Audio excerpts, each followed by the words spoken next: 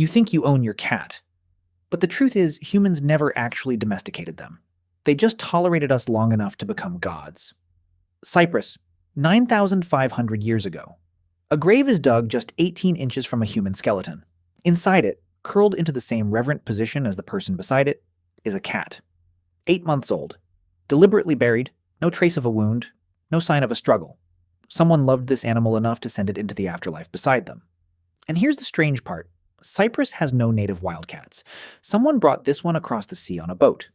The story starts almost 2,000 years before that grave was ever dug, in a stretch of land archaeologists call the Fertile Crescent. You are living in one of the first farming villages on Earth. You have grain, piles of it, stored in clay bins for the winter. And grain attracts mice. Mice attract something else. Wildcats. Felis silvestris libica, the African wildcat, was never bred by you. It invited itself in.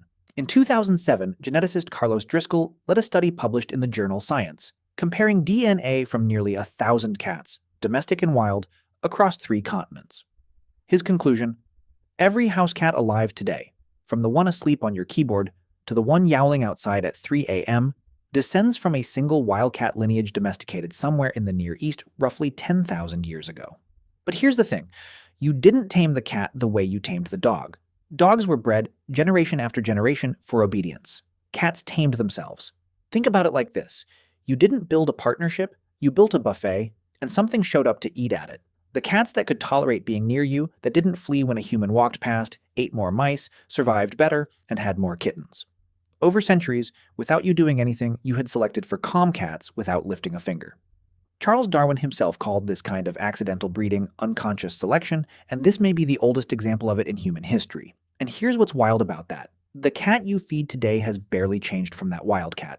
Compare a modern house cat's skeleton to Felis silvestris libica, and you'll find almost no difference in size, skull shape, or brain volume. Dogs split into Great Danes and Chihuahuas. Cats mostly just stayed cats. They never needed to change. They were already perfect at the one job you needed done. So here's the full picture. By roughly 7,500 BCE, cats were living alongside farmers from the Levant to Cyprus. Archaeologist Jean-Denis Vigne, who studied that Cyprus grave, published his findings in 2004 and argued it proved something important. Humans weren't just tolerating cats by then.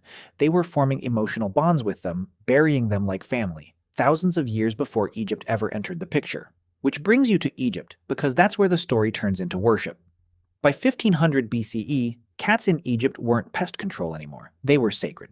The goddess Bastet, originally depicted as a lioness, was gradually reimagined with the head of a smaller, gentler cat. Killing a cat, even by accident, could carry the death penalty. The Greek historian Herodotus wrote that when a house caught fire in Egypt, people would form a line not to fight the flames, but to stop the cats from running into them. That's not speculation, that's a direct quote from someone who watched it happen. Now here's the disturbing part. Archaeologists excavating the Bubasteion necropolis near Saqqara have uncovered an estimated 300,000 mummified cats in a single burial complex. For a long time, people assumed these were simply beloved pets, sent into the next life with their owners, an extension of that same bond from Cyprus. But in 2001, researchers x-rayed a sample of these mummies and found something far darker. Many of the cats had been killed as kittens, some no older than a few months, their necks deliberately broken. This wasn't grief, it was industry.